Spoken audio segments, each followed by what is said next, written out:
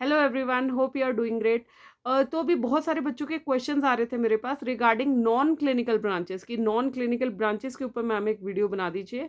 And देखिए, non clinical branches ऐसा है ना, आप बेटा जो सोसाइटी सोचती है हमें उस पे नहीं चलना है। नॉन क्लिनिकल ब्रांच में अगर आपको जाना है तो सबसे पहले तो आपको खुद अपना माइंड सेट इतना स्ट्रॉन्ग करना पड़ेगा कि भैया मैं जब इस ब्रांच में जा रहा हूँ तो आपके पास वैलिड रीजंस होने चाहिए। ठीक है, वैलिड रीजंस क्या होंगे? वर्क लाइफ बैलेंस है इधर। एंड साथ में आप देखिए, किसी भी नॉन क्लिनिकल ब्रांच में जाते, चाहे वो पैथो है, चाहे फार्मा है, चाहे माइक्रो है, तो या तो आपको रिसर्च की तरफ जाना है, राइट, या फिर आपको एकेडमिक्स की तरफ जाना है। एंड तीसरा जो ऑप्शन रहता है वो है प्राइवेट प्रैक्टिस। प्राइवेट प्रैक्टिस तो बेटा आपकी वैसे ही रहेगी कि जैसे आप आफ्टर एमबीबीएस प्राइवेट प्रैक्टिस करते हो। ठीक है, क्योंकि जब जो मतलब अगर नॉन क्लिनिकल फील्ड में आप जा भी रहे हो तो इट डजेंट मीन कि आप प्रैक्टिस नहीं कर सकते हो। कुछ बच्चों को रहता है। आई स्टिल रिमेंबर जो भी हमारे प्रोफेसर्स होते थे कॉलेज टाइम में नॉन क्लिनिकल सब्जेक्ट्स के, जैसे एनाटमी हो गया, फार्मा हो गया, पैथो हो गया, माइक्रो हो गया, तो इनकी प्राइवेट प्रैक्टिस भी रहती थी, राइट। तो जो ये एमबीबीएस एज एमबीबीएस, बट वो आपकी जो डिग्री लगी है बाहर की, आपने एमडी करी हुई है, तो जो जनरल पब्लिक है उसके लिए आप हमेशा बड़े डॉक्टर साहब ही रहोगे। ठीक है, बिकॉज हम कहाँ रहते हैं, हम रूरल इंडिया में रहते हैं। अगर आप मेट्रो सिटी में कहीं सोच रहे हैं कि वहां पे देखो, तो वहां पे तो माइंडसेट बिल्कुल ही अलग है ना, डिफरेंट चलेगा वहां पे, है ना। बिकॉज मेट्रोज में कुछ अलग लेवल आ जाता है and people there are quite aware.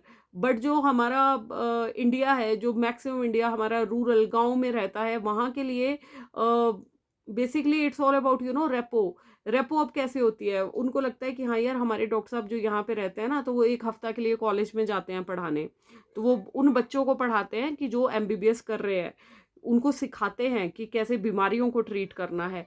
तो ये मैं एक जनरल जनता की आवाज के रूप में आपको बता रही हूँ कि एज नॉर्मल पब्लिक आपको कैसे अपना रेपो बैठाना है, राइट। तो जो भी आपने अपना जब स्टाफ रखना है, जब आपने प्राइवेट प्रैक्टिस में आना है इसके साथ साथ, तो जो भी आपका वहाँ पे रिसेप्शनिस्ट होगा, तो उसको this is all marketing skills हैं ये एक तरह से। एंड बाकी तो देखो, पेशेंट को जितना आपका डायग्नोसिस सही होगा, जितना आप ट्रीटमेंट सही दोगे उसको, एंड जितना फालतू के ड्रग ओवर यूसेज से बचोगे, एथिकल प्रैक्टिस करोगे, धीरे चलेगा काम। बट यस, जब एक बार नाम बन जाएगा ना, तो रोज 100 पेशेंट्स का जब आपके पास आना होगा, then you will not regret कि भाई मेरा जो जब मैंने स्टार्ट हुआ था तो वो प्रोसेस स्लो था, राइट। बिकॉज हमें रास्ते को नहीं देखना है, हमें तो अपनी मंजिल पानी है। That should be our main focus. ठीक है, तो नॉन क्लिनिकल में बेसिक तो यही है। आप देखो, जब किसी ब्रांच की तरफ हमने जाना है, डिसीजन लेना है, तो आपके पास जो आपके सॉलिड पॉइंट्स है ना, ऑलवेज स्टिक टू दैट।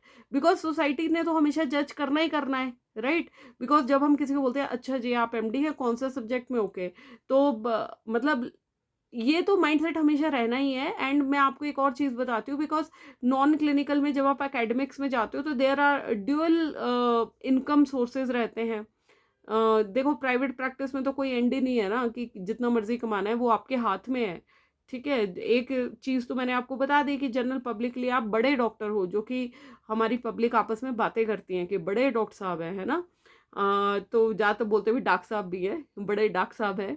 तो इट्स ऑलवेज लाइक दैट कि सब सॉरी, जो नॉन क्लिनिकल ब्रांचेस है, आपको बस अब आपको ये डिसाइड करना है कि आपको उठानी कौन सी है। पैथो उठानी है, फार्मा उठानी है, माइक्रो उठानी है, एनाटमी उठानी है। देखो, अलग अलग वीडियोस में क्या ही बार बार बनाऊं। इन एनाटमी में भी वही चीज़ें आनी है, पैथो में भी वही चीज़ें आनी है, माइक्रो में भी वही चीज़ें आनी है। तो मैं एक सिंपल ये एक कलेक्टिव वीडियो बना रही हूँ ताकि सभी के लिए यूजफुल हो। एंड अलग अलग वीडियोस देखने का इतना मेरे को नहीं लगता कोई फ़ायदा है, क्योंकि नॉन क्लिनिकल ब्रांचेस में दो ही चीज़ें हैं, जैसे मैं अभी बोल चुकी हूँ। एक तो रिसर्च में चले जाओगे, अब जैसे माइक्रो की बात कर ले तो आपके पास डीएम भी अवेलेबल है ना। माइक्रो आपका वायरोलॉजी की तरफ आप जा सकते हो, एंड आगे जाके हिमेटोलॉजी की तरफ जा सकते हो आप। इन्फेक्शियस डिसीजेस की तरफ जा सकते हो, हेमेटोलॉजी, डीएम जो आपका आफ्टर फिजियोलॉजी है ना, फिजियोलॉजी की ब्रांच है जो। तो बेसिकली बात तो ये है कि आपको खुद डिसाइड करना है कि आपको कितने कॉलेजेस में विजिटिंग फैकल्टी काम करना है, या फिर आपको कितना टाइम अपने क्लिनिक के लिए देना है, या फिर जहाँ पे आपको विजिटिंग फैकल्टी की तरह काम करना है वहाँ पे जो भी वहाँ पे क्लिनिक है वहाँ पे भी आपको एज अ विजिटिंग डॉक्टर जाना है या नहीं जाना है ना। तो ये सारी चीज़ें हैं इसमें। बाकी तो कुछ नहीं है यार, आप जितने मर्जी वीडियोस देख लो। सैलरी की मैं बात कर लूँ, जो मेन सबको लगता है फैक्टर, तो देखो भाई सैलरी का ऐसा है, प्राइवेट मेडिकल कॉलेजेस में आप जाओगे ना, एमबीबीएस के प्राइवेट मेडिकल कॉलेजेस में, तो बिटर ट्रूथ ये है कि आपके जो नॉन क्लिनिकल ब्रांचेस हैं तो इनको जब आप जाते हैं तो 70 to 80 के पर मंथ इतना ही है। एंड ये भी, और गवर्नमेंट में चले जाते हो तो वहाँ पे तो फिर भी 1.2 lakhs पर मंथ है। 1.5 lakhs आपका सेंट्रल इंस्टीट्यूशंस में है। एंड सेंट्रल इंस्टीट्यूशंस में एक बार घुस जाते हो तो वहाँ तो फिर obviously there is no end ना, प्रमोशनल चैनल प्रॉपर हैं। तो बेसिकली आपको खुद भी पता होना चाहिए कि यार अगर मैं प्राइवेट में घुसता हूँ तो यहाँ से मुझे अपनी तैयारी करते रहना है, जब भी वैकेंसी आएगी मुझे वहाँ अप्लाई करना है। एंड साइड बाय साइड आपका आप प्राइवेट प्रैक्टिस करिए, फेलोशिप्स आप कर सकते हैं अगर कोई एमबीबीएस होने के बाद। और एंड फेलोशिप्स का पता है क्या सीन रहता है, जब आप पीजी कर रहे हैं ना नॉन क्लिनिकल ब्रांचेस में, तभी साथ बाय साइड आप फेलोशिप कर लो।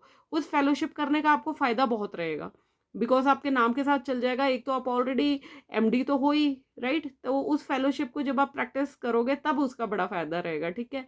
एंड आई होप मैंने सारे इसमें वर्क लाइफ बैलेंस मैंने कवर कर लिया है टॉपिक। एंड बाकी यस, वो वाली फीलिंग आप ज़रूर मिस करोगे कि भाई वो डॉक्टर वाली फीलिंग नहीं आ रही है। अगर आपको लगता है आप अपने आप को कंपेयर करने लग जाओगे by your this surgical field के काउंटर पार्ट्स, या फिर एमडी मेडिसिन, या फिर एमएस सर्जरी, या फिर एमएस ऑप्स गायनी वगैरह से। तो अगर वैसे ही आपको लगता है कि डिससेटिस्फेक्शन रहेगी आपकी लाइफ में, तब मत आना यार इसमें नॉन क्लिनिकल में, बिकॉज ये डिसीजन फॉर लाइफ है, ठीक है। तो एक बार माइंड सेट अपना स्ट्रॉन्ग करो, उसके बाद ही उठाना है जो भी आपने फैसला लेना है, ठीक है। So decide wisely. I can just give you suggestions as many others might be giving you suggestions, but the final decision should be yours, keeping in regard all the pros and cons, right? So all the very best to all the future docs and medical officers जो भी हमारे specialisation करना चाहते हैं, all the very best to you. And देखो system तो नहीं बदलेगा, but it's you who can change the system and mind set of the people, ठीक है। तो सबसे पहले खुद का माइंड सेट चेंज करो, and support your fraternity, your colleagues, and let's grow together, let's support each other. And बाकी भगवान सबका भला करे। हर हर महादेव, जय Shri Ram, good luck everyone.